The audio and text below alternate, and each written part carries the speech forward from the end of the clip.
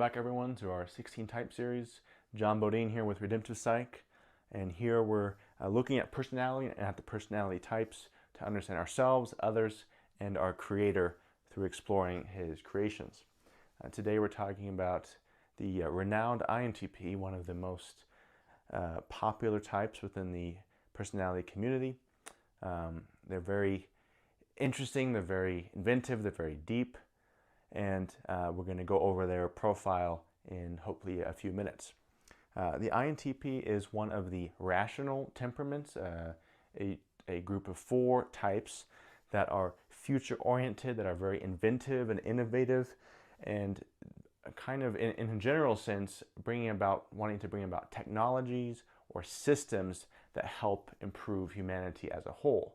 At the end, it's all about functionality and efficiency. They're more about focusing on the systems than the people, and they believe as a byproduct of investing and creating great systems that everyone will benefit. The 3 words I've chosen to capture the INTP as I see them is inventive, original, and supportive. Now, inventive and original come together, combine together somewhat.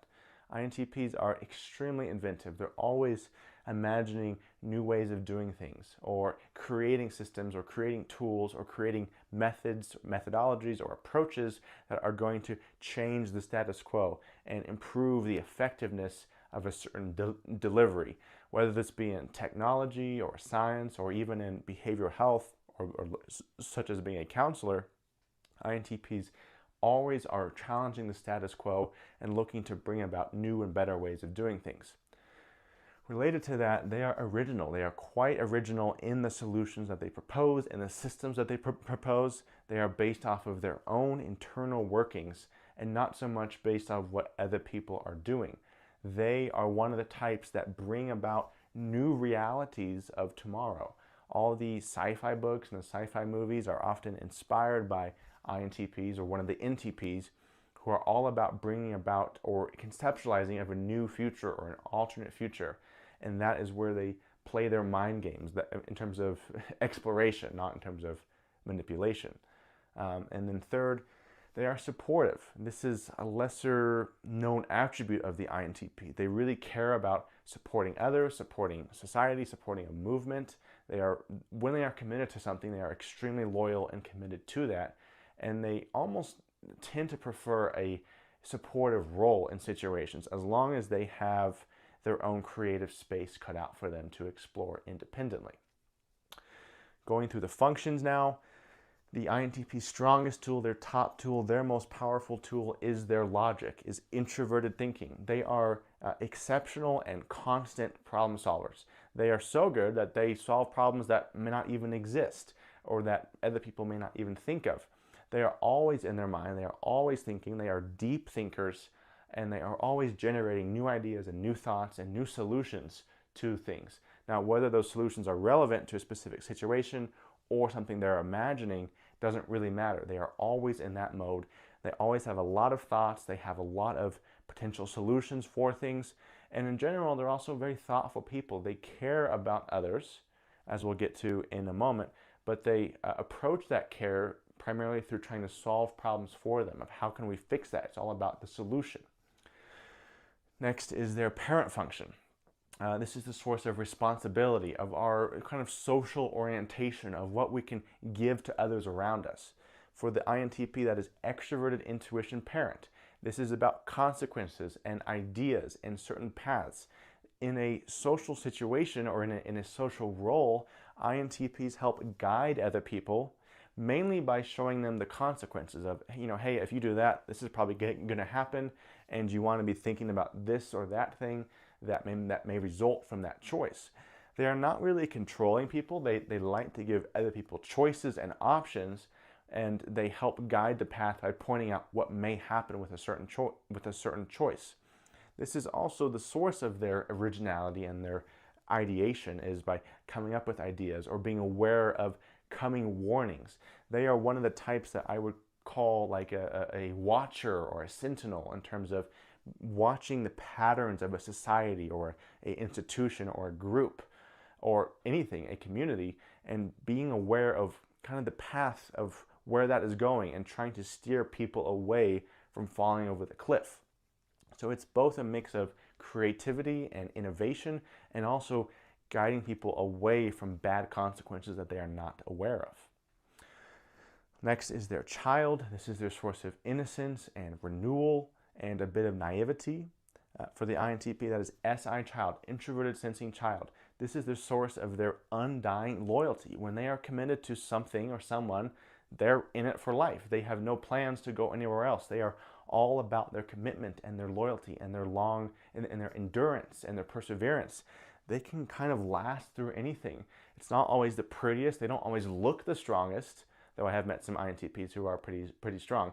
But in general, they are often kind of the skinny, nerdy people, but they are also the ones who last, who just get through things, and they are often the last ones standing. Because of that, as they get stronger and as they endure more things, it fills them with more life experience, and it helps them actually help other people and guide other people through the experience that they acquire.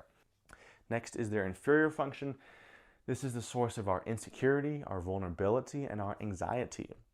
For the INTP, it is extroverted feeling inferior. This is an insecurity about what other people feel, if other people value them or recognize them.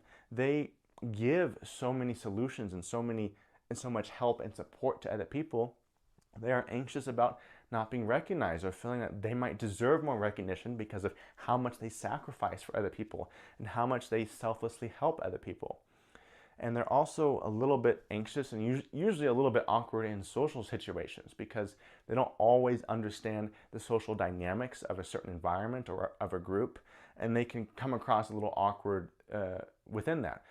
That can be part of their endearing nature, though. It's kind of it's endearing to see that in whatever situation they're in, they're kind of just themselves. They're kind of genuine and straightforward, but they are often pretty uncomfortable in social situations, especially ones that they're less familiar with.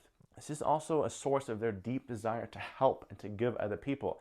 They are often kind of people pleasers. They have a hard time saying no because they almost feel guilty by default that they're not helping someone that they could help, or they're not sacrificing enough.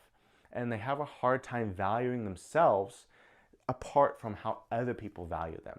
So it can be a source of vulnerability for them, and they can often be taken advantage of because of that. Next is their Nemesis function. The Nemesis is the other half of the hero. It pulls on our strongest tool. It challenges our strongest tool to expand and grow. For the INTP, their Nemesis is extroverted thinking.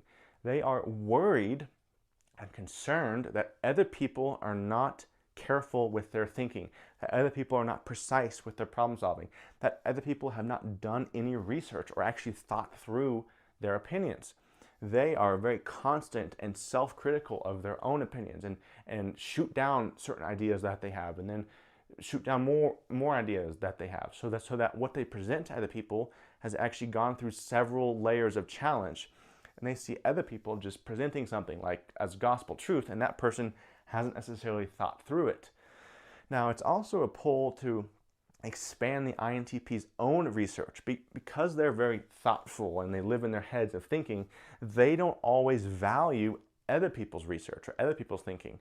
But this Nemesis exists to pull the INTP into exploring other people's research or other people's books or other people's ideas, because they start to find out that their thinking becomes way sharper and they become way more helpful once they start to consider and become well-versed in other people's ideas. Next is the critic function. The critic is the place where we are critical and self-critical and critical of others. We act like an old grandparent who's prone to bitterness and short-sightedness and constant criticism. For the INTP, this is introverted intuition critic. They're extremely critical of their own choices, of the path that they pursue. They are reluctant to make a choice, to pursue something, to want something. They push that down. They don't always know how to interact with their own desire or lack of it. And it can give them a very stoic appearance because they are hesitant to pursue something that they want.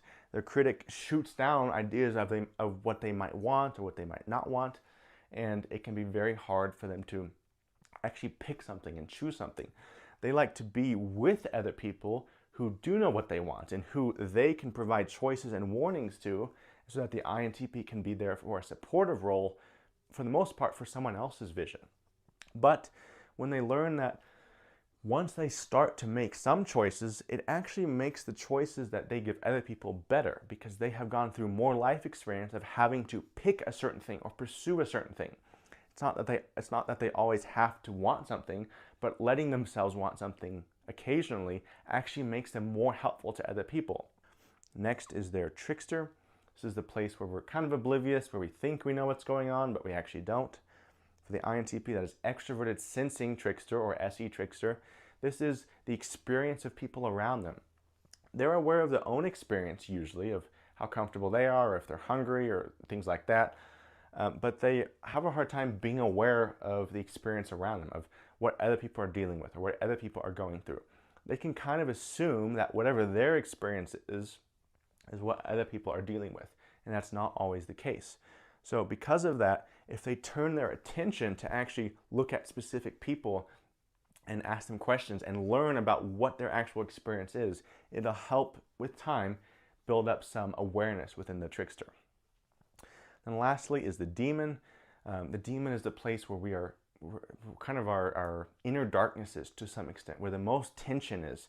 We're not really aware of it, but it's pulling kind of from beneath the curtains or under the shadows, and can wreak havoc within our minds. For the INTP, the Demon is Introverted Feeling, FI Demon. This is their place of self-worth, of allowing their emotions or their expressiveness to contribute.